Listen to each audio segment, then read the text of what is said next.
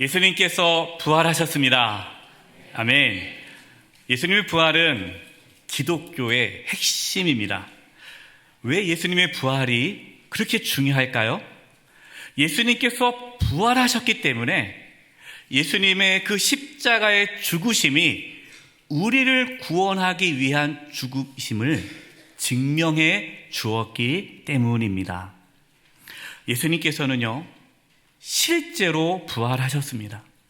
부활하신 예수님께서는 지금도 살아계셔서 우리를 만나시기를 원하시고 우리가 부활의 주님을 만나서 구원받기를 원하고 계십니다. 오늘 예배하는 우리 모든 성도님들, 또 사랑하는 가족들, 이 자리에 계신 한 분 한 분이 부활하신 예수님을 만나 그 구원의 기쁨과 또 부활의 생명을 실제로 누릴 수 있기를 간절히 기도합니다. 우리 교회는요, 오늘 부활주일에 공동체 회복의 날로 정하였습니다. 그 이유는 우리 사랑하는 가족들, 또 그동안 여러 가지 상황으로 교회에 잘 나오지 못했던 성도님들을 다시 초청해서 부활의 주님께 예배하기 위해서입니다. 오늘 함께 나눌 말씀이 아가서입니다. 사실 이 아가서 말씀과 부활주일 말씀과 연결이 참 어렵죠.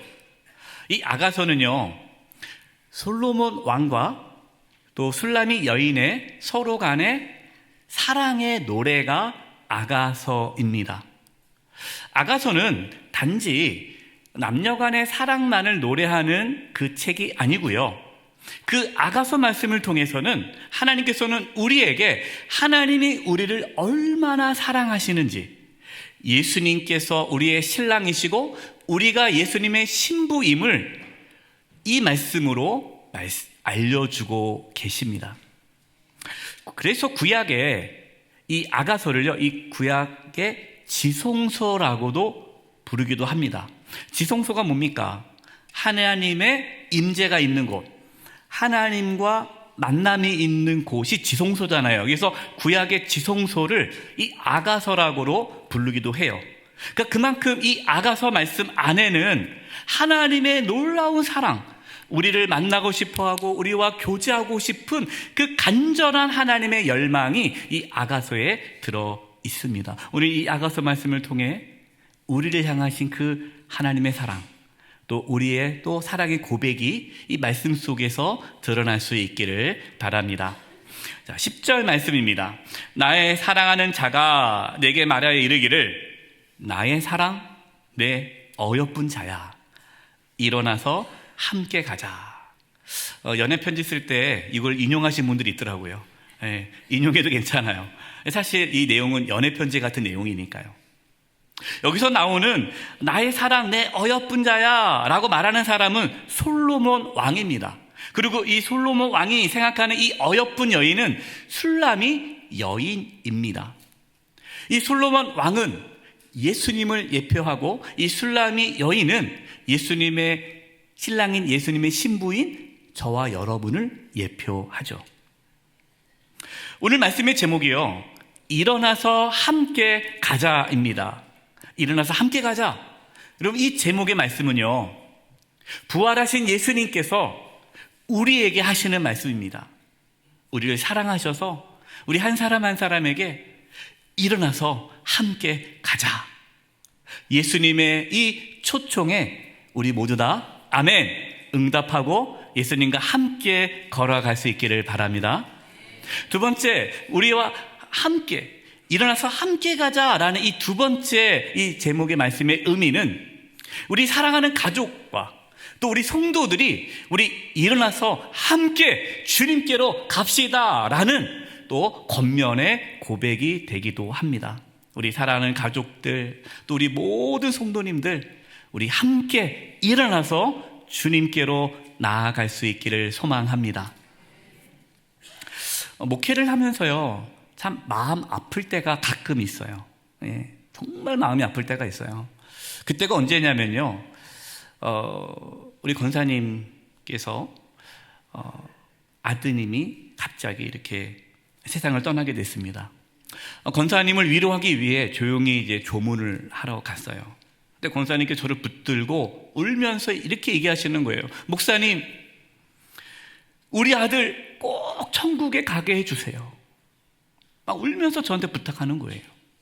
근데 제가 그 권사님에게 어떤 말도 할 수 없었습니다. 왜냐하면 그 아드님은 예수님을 믿지 않고 있기 때문에 제가 뭐라고 걱정하지 마세요, 아드님 천국 갔습니다 라고 어떻게 말을 할 수 있겠어요? 아무 말도 못했어요. 권사님은 평소에 아드님에게 교회 가자, 예수님 믿어야 된다라는 말씀을 한 번도 한 적이 없으세요. 왜 그랬냐? 아들이 싫어하니까. 아들이 교회 가자는 말을 싫어하니까, 예수 믿으라는 말을 싫어하니까 아들의 마음을 불편하게 하고 싶지 않은 거예요. 그래서 한 번도 예수님 믿어라, 교회 가자는 말을 한 번도 하지 않았는데 아들이 갑자기 세상을 떠나게 된 거예요. 그때 후회스러워서 너무나 안타까우니까 저보고 제발 좀 아들 천국 가게 해달라고 울면서 부탁하는 거예요.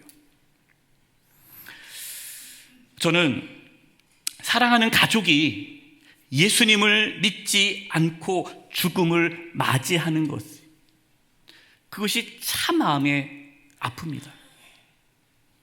그래서 오늘 이 부활주일, 우리 사랑하는 가족 중에 아직 예수님을 믿지 않거나 또 1년에 한두 번 나오는 가족들, 꼭 초청해야만 오는 가족들, 그 가족들이 있으면 이번 부활주일에 초청해서 우리 부활의 예수님을 꼭 만날 수 있게 하자.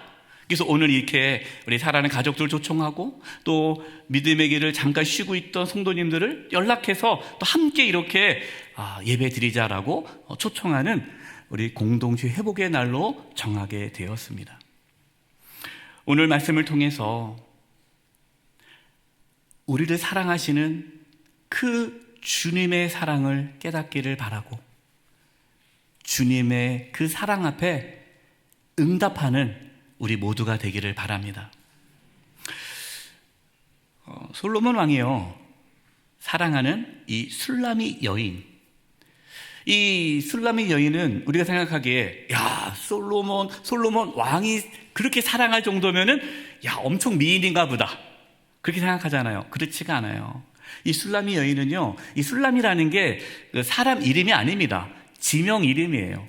그러니까 이 여인의 이름도 나오지 않아요. 이 술라미는요, 그 당시에 아주 깡시골, 아주 별 볼 일 없는 시골, 이 술람이에요. 근데 이 술라미 여인은 그 포도원에서 매일 일을 하기 때문에 온 몸이 까맣게 탔습니다. 피부도 거칠어요. 배운 것도 없습니다. 집안도 좋지 않아요. 예쁘지도 않아요. 그런데 이상하게 솔로몬 왕이 그 많은 여인들을 제쳐두고 이 술라미 여인을 사랑하는 거예요. 아니, 목사님 뭐가 이상합니까? 개인 취향이죠. 뭐 그렇게까지 솔로몬의 취향을 이렇게 너무 그렇게 하지 마세요 라고 말할 수 있겠지만, 여러분, 이 아가서에서 말씀하고 있는 것이 무엇이냐면 솔로몬 왕과 전혀 어울리지 않은, 정말 세상적으로 봤을 때요, 또 오해하지 마십시오, 세상적으로 바라봤을 때는 아무것도 아닌 여인을 어떻게 그렇게 사랑할 수 있는가, 이것을 지금 하나님께서 우리에게 보여주고 계시는 겁니다. 지금 무슨 말씀을 하고 있는 걸까요? 하나님이 우리를 사랑하는데 마치 우리가, 아니 어쩌면 이 술라미 여인보다 더 못한 모습을 우리가 갖고 있겠죠. 우리는 죽을 수밖에 없는 죄인인데, 도저히 하나님의 사랑을 받을 수 없는 죄인인데 하나님이 우리를 그저 사랑하신다는 것을 이 아가서 말씀을 통해서 보여주고 계십니다. 로마서 5장 8절이에요. 표준 세 번을 읽어드리겠습니다. 그러나 우리가 아직 죄인으로 있을 때에 그리스도께서는 우리를 위하여 죽으심으로써 하나님께서 우리에게 주시는 사랑을 나타내셨습니다. 우리가 내세울 게 없잖아요. 우리가 하나님을 위해서 한 것도 없는데, 착하게 살지도 않았는데, 우리는 죄인인데, 죽을 수밖에 없는 죄인인데 왜 나 같은 죄인을 위해서 예수님께서 자기의 목숨을 버리셨느냐, 그렇게 자기의 목숨을 버리시기까지 우리를 사랑하셨느냐, 도저히 이해할 수가 없죠. 갈라디아서 1장 4절에 이렇게 말씀하고 있습니다. 예수 그리스도께서는, 그러니까 예수님께서는 하나님 우리 아버지의 뜻을 따라, 누구의 뜻을 따라요? 하나님 아버지의 뜻을 따라 우리를 이 악한 세대 죄에서 건져주시려고 우리의 죄를 대속하기 위해, 우리의 죄값을 대신 치르시기 위해 자기의 몸을 제물로 바치셨습니다. 그것이 하나님 아버지의 뜻이래요. 하나님이 원하시는 것이래요. 하나님 아버지의 뜻이 뭡니까? 자기의 아들 독생자 예수님을 제물로 바쳐서 저와 여러분을 살리는 것이 하나님 아버지의 뜻이라는 거예요.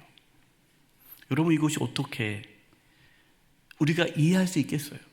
이것은 솔로몬 왕이 정말 아무것도 아닌 정말 아주 보잘것없는 그 술람이 여인을 사랑하는 것보다 훨씬 더 충격적인 이야기죠. 여러분, 이것이 복음이에요. 복음. 우리를 구원하시기 위해 십자가에서 피 흘려 죽으신 그 예수님이 부활하셔서 우리의 주님이 되어주셨고, 그 부활하신 예수님이 우리를 찾아오셔서 말씀하고 계십니다. 일어나 나와 함께 가자. 여러분, 그 부활의 주님을 만날 수 있기를 바랍니다. 오늘 14절 말씀 보면요, 바위 틈 낭떠러지 은밀한 곳에 있는 나의 비둘기야. 이 비둘기는 지금 술람이 여인을 이야기하는데요, 이 술람이 여인이 지금 어디 있습니까? 바위 틈 낭떠러지 은밀한 곳에 있다라는 거예요. 그래서 솔로몬이 얘기합니다. 내가 내 얼굴을 보게 하라. 나에게 지금 내 얼굴 좀 보여다오. 내 목소리를 듣게 하라. 내 목소리 좀 듣게 해다오. 내 목소리는 부드럽고 내 얼굴은 아름답구나. 지금 어떤 이유인지는 모르겠지만 이 술람이 여인이 지금 솔로몬 왕과 떨어져 있어요. 그러면서 이 낭떠러지, 바위 틈 낭떠러지 은밀한 곳에 있다는 게 무슨 말입니까? 지금 위험 가운데 있는 거예요. 위기 가운데 있는 거예요. 은밀한 가운데, 외로움 가운데 있는 거예요. 저는 이 말씀을 묵상하는데 마치 이것이 지금 이 낭떠러지, 바위 틈 낭떠러지 은밀한 곳에 있는 그 비둘기가 우리의 모습은 아닌가. 죄악된 우리의 모습은 아닌가. 우리의 인생이 지금 낭떠러지 끝에 대롱대롱 매달려 있는 것 같지 않습니까? 지금 너무 우리가 살아가는 게 힘들잖아요. 사는 게 너무너무 힘들잖아요. 외롭고 두렵고 불안하고 막막하고 마치 곧 낭떠러지에 떨어질 것 같은 인생을 살아가고 있지 않습니까? 이것이 지금 우리의 모습이다라는 거죠. 그런데 예수님께서 그러한 우리에게 찾아오셨다라는 거예요. 아담과 하와가 하나님 앞에 범죄했을 때에 하나님이 아담을 부르십니다. 아담아, 너 어디 있느냐? 그때 아담과 하와가 나무 뒤에 숨었어요. 하나님을 피했어요. 이것이 우리의 모습이라는 거죠. 혹시 우리는 하나님을 피해 있지 않습니까? 하나님께서 그렇게 우리를 부르시지만 우리는 그 소리에 외면하고 그냥 낭떠러지 끝에 대롱대롱 매달려 있으면서 불안해하고 두려워하면서 염려하며 외롭게 살아가고 있지는 않습니까? 그렇게 살아가고 있는 저와 여러분에게 우리 주님이 찾아오십니다. 그러면서 내 얼굴을 보고 싶다. 내 목소리를 듣고 싶다. 나를 외면하지 말아라. 내가 너를 찾아왔다. 부활의 주님이 저와 여러분을 만나기 원하십니다. 여러분, 주님께 나아가십시오. 주님께 기도하십시오. 주님, 저를 만나주세요. 마태복음 11장 28절에 예수님께서 이렇게 말씀해 주셨어요. 수고하고 무거운 짐진 자들아, 다 내게로 오라. 내가 너희를 쉬게 하리라. 수고하고 무거운 짐진 자들아, 혼자 그 무거운 짐을 혼자 지고 낑낑낑대며 살지 말고 주님께 나오라. 내가 너희를 쉬게 하리라. 우리 예수님은 죽음을 이기시고 부활하셨어요. 여러분, 그 부활하신 예수님은 지금도 살아계셔서 우리의 주님이 되어주시고 우리의 인생을 함께해 주시기를 원하고 우리의 모든 죄의 짐을 대신 짊어주시고 우리를 자유케 하고 기쁘게 하고 세상에 줄 수 없는 평안을 우리에게 주기를 원하십니다. 이 주님의 음성에 응답할 수 있기를 바랍니다. 15절에 보면요, 이 술라미 여인이 솔로몬 왕에게 하는 내용입니다. 우리를 위하여 여우 곧 포도원을 허는 작은 여우를 잡으라. 우리의 포도원에 꽃이 피었습니다. 술라미 여인은 지금 포도원에 작은 여우가 들어와서 포도원을 망치고 있는데 이 여우를 잡아달라라고 얘기해요. 그런데 지금 포도원이 꽃이 피었다라는 겁니다. 이게 무슨 뜻이냐면요, 잘 나갈 때, 평안할 때, 그럴 때 이 포도원을 무너뜨리는 작은 여우를 조심하라 라는 거예요. 오스왈드 챔버스라는 분이요, 이런 말을 했어요. 성경 안의 인물들은 약할 때 넘어지는 것이 아니라 강할 때 넘어진다. 약할 때 넘어지지 않아요. 왜요? 우리가 약할 때 하나님 우리를 붙잡아 주세요. 그런데 우리가 강하면요, 내가 잘난 줄 알고 내 마음대로 살아가다가 넘어지는 거죠. 다윗도 그랬잖아요.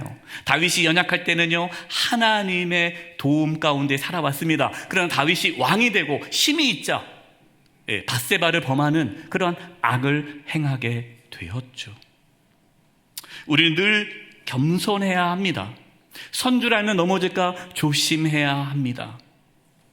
자, 그렇다면 포도원을 허는 이 작은 여우는 누구일까요? 그는 사탄입니다. 사탄은 예수님과 우리와의 관계를 깨트리는 작은 여우예요. 또한 우리의 가정과 내가 속해 있는 공동체, 그런 모든 관계를 깨트리는 것이 이 작은 여우 사탄의 모습입니다. 우리는 우선적으로요, 기도해야 돼요. 예수님과 내 사이의 관계를 깨트리는 이 사탄의 방해를 막아 주시옵소서. 우리 가정에, 또 내가 속해 있는 공동체에, 또 이 나라 가운데에 모든 관계를 깨트리는 모든 악한 사탄의 마귀가 틈타지 않도록 하나님 지켜달라고 기도할 수 있기를 바랍니다. 두 번째는요, 우리 안에 은밀히 들어와 있는 이 작은 여우를 발견할 수 있어야 돼요. 주님과의 관계를 깨트리고 가족과의 관계를 깨트리고 우리 성도와 이웃과의 관계를 깨트리는 그 작은 여우가 무엇인지를 분별할 수 있어야 됩니다. 제가 책을 읽다가 20세기 뛰어난 작가인 프란츠 카프카가 하는 말을 듣고 많은 인사이트를 얻었어요. 프란츠 카프카가 이런 말을 했어요. 사람에게는 큰 죄가 두 가지가 있으며 다른 죄는 모두 여기서 나온다. 조급함과 게으름이 그것이다. 처음에 제가 이 글을 읽는데 별로 와닿지가 않았어요. 아니, 조급함과 게으름이 뭐 그렇게 큰 죄라고, 그보다 더 큰 죄가 있는데. 근데 가만히 묵상해 보니까 이 조급함과 게으름으로 시작되는 죄가 나오는 거예요. 그러니까 그 출발선은 조급함과 게으름에 있다는 걸 깨닫게 되었어요. 그럼 이 조급함이 무엇일까요? 이 조급함은요, 하나님보다 앞서는 것이 조급함이에요. 그러니까 하나님보다 내가 앞서는 거, 그러니까 하나님보다 내가 먼저 나서는 거, 이게 조급함이에요. 조급한 거잖아요. 그래서 조급함은요, 하나님보다 앞서는 교만을 뜻합니다. 하나님은 교만한 자를 멀리 하세요. 교만하면요, 하나님과의 관계가 깨어집니다. 하나님은 겸손한 자를 기뻐하세요. 또 게으름은 뭡니까? 내가 주님께 나아가는 데 있어서 힘쓰고 애써야 되는데 그것을 나태하게 만드는 거예요. 주님께 나아가는 그 부분에 대해서 나태하게 만드는 게 게으름이에요. 아유, 다음에 기도하지 뭐 다음 주에 가지 뭐. 제가 이제 이렇게 신방하다 보면은, 집사님 요즘에 계속 교회 못 나오시는데 무슨 일이 있어요? 목사님 제가 바빠가지고요, 다음에 나갈게요. 다음에 전화합니다. 집사님 그전에도 다음에 나온다는데 요즘 어떻게 지내세요? 목사님 제가 바빠가지고 다음에 나갈게요. 계속 다음. 이 마귀는요, 게으르게 만드는 거예요. 이 코로나 기간을 통해서 성도님들이 예배를 못 드렸잖아요. 그러니까 예배를 안 드리고 집에서 영상 예배 드리니까 편한 거예요. 뭐 굳이 교회까지 가서 예배를 드려야 돼? 다 똑같은 예배 아니야? 귀찮은 거죠. 게으른 거예요. 여러분들, 거기서부터 사단이 우리의 모든 관계를 무너뜨린다는 거예요. 이거는 주님과의 관계뿐만 아니라 가족과의 관계도 마찬가지입니다. 여러분, 조급함이요, 우리 가족 관계를 깨트려요. 자녀를 키울 때 자녀에게 조급하면 안 돼요. 기다려줘야 됩니다. 자녀를 인정해야 돼요. 근데 또 목사님, 저는 조급하지 않아요, 하나님께서 알아서 해주겠죠 하고 방치하는 분들이 있어요. 이건 또 잘못된 겁니다. 그래서 조급함도 잘못된 거지만 방치하면 안 돼요. 이 방치가 뭡니까? 게으른 거죠. 우리가 가족 간의 관계를 잘 하기 위해서는요, 노력해야 됩니다. 애써야 됩니다. 대화를 해야 되고 서로 그 마음을 이해하기 위해 노력해야 돼요. 자녀들의 생각을 들을 수 있어야 돼요. 그냥 일방적으로 자녀에게 다다다다다 말을 하면은 그 자녀의 관계는 깨어지는 거예요. 자녀의 속마음을 들을 수 있고 이해할 수 있고 또 참고 견딜 수 있고 조급하지 않게, 그럴 때에 관계가 회복되는 것이죠. 우리는 우리 주님과의 관계 속에서, 또 우리의 가정과 내가 속해 있는 공동체, 그 관계 속에서 찾아오는 그 관계를 깨트리는 작은 여우가 무엇인지를 고민할 수 있기를 바랍니다. 이제 마지막으로요, 사랑에 대해서 말씀을 하고 마무리하려고 합니다. 16절이에요. 내 사랑하는 자는 내게 속하였고 나는 그에게 속하였도다. 그가 백합화 가운데서 양떼를 먹이는구나. 이 솔로몬 왕은 사랑이 무엇인지 정확하게 노래하고 있습니다. 사랑은 뭡니까? 사랑은 서로 속하는 거예요. 사랑은 머리가 아닙니다. 지식이 아닙니다. 사랑은 상대방에게 속하는 거예요. 함께하는 거예요. 같이 있는 거예요. 이것이 사랑이에요. 예수님께서 십자가를 지시기 전에 제자들에게 이렇게 말씀하셨습니다. 요한복음 14장 18절 20절이에요. 나는 너희를 고아처럼 버려두지 않고 너희에게 다시 오겠다. 조금 있으면 세상이 나를 보지 못할 것이다. 그러나 너희는 나를 보게 될 것이다. 그것은 내가 살아있고 너희도 살아있을 것이기 때문이다. 그날에 중요한 말씀이 나옵니다. 너희는 내가 내 아버지 안에 있고 너희가 내 안에 있고 또한 내가 너희 안에 있음을 알게 될 것이다. 예수님의 이 말씀은 제자들은 이해할 수가 없었습니다. 왜냐하면 제자들은 예수님이 십자가에 못 박혀 죽을 거라고는 생각도 못했거든요. 근데 예수님이 십자가를 죽으셨어요. 아, 예수님 우리를 떠났구나. 근데 예수님이 부활하셨습니다. 부활하신 예수님께서 하늘로 올라가시면서 성령 하나님을 우리 가운데 보내주셨습니다. 부활하신 예수님께서 제자들과 영원토록 함께 하셨습니다. 이것이 사랑이에요. 부활하신 예수님은요, 절대 저와 여러분을 고아처럼 버려두지 않으십니다. 어거스틴이란 분이요, 사람을 평가할 때에 그 기준에 대해서 다음과 같이 말을 했습니다. 사람은 그가 알고 있는 것으로 평가될 것이 아니라 그가 사랑하는 것에 따라 평가되어야 한다. 그러니까 어떤 사람을, 그 사람이 뭐 알고 있다고 해서 아, 그 사람 알고 있으니까 이 사람은 이런 사람이야 라고 말할 수 없다는 거예요. 아는 것, 지식 갖고는 그 사람을 평가할 수 없다. 그럼 그 사람은 도대체 어떤 사람이냐? 그 사람을 평가하는 게 뭐냐? 그 사람이 사랑하는 것이 그 사람이다. 내가 하나님을 알아요. 예수님이 부활하신 거 알아요. 아, 예수님 부활하셨어요. 아, 하나님 나 사랑해요. 알아요. 그 지식, 그 알미, 그 사람을 크리스찬, 하나님의 자녀로 만들어주는 것이 아니라 실제로 하나님을 사랑하는 자, 그 하나님의 사랑을 알고 그 하나님을 사랑하며 함께 살아가는 그 사람이 진정한 하나님의 자녀다라는 것이죠. 신앙은 지식이 아닙니다.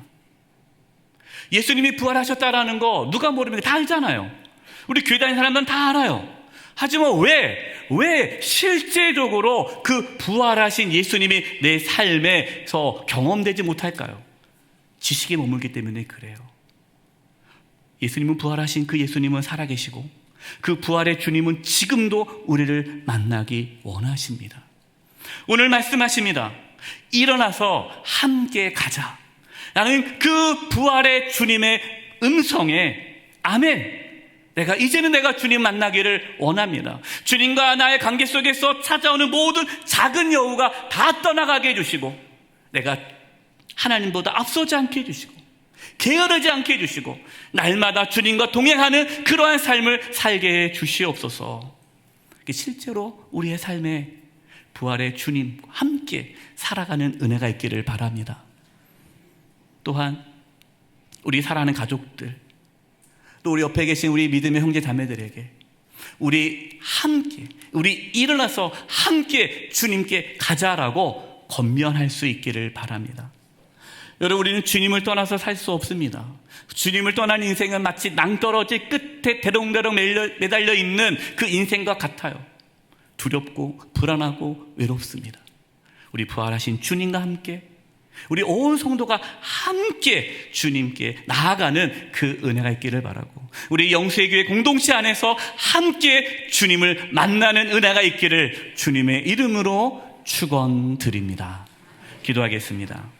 하나님 아버지, 감사합니다. 도저히 사랑받을 만한 자가 아닌데 예수님을 십자가에 내어 주시기까지 저희들을 사랑해 주시는 그 하나님의 사랑을 깨닫고 우리도 그 주님의 은혜 앞에 나아가기를 원합니다. 일어나서 함께 가자라는 그 주님의 음성에 아멘, 그렇게 되기를 원합니다. 고백하게 해주시고, 우리 사랑하는 가족들과 성도들과 함께 일어나 주님께 나아가는 우리 영수의 공동체가 되게 하여 주시옵소서.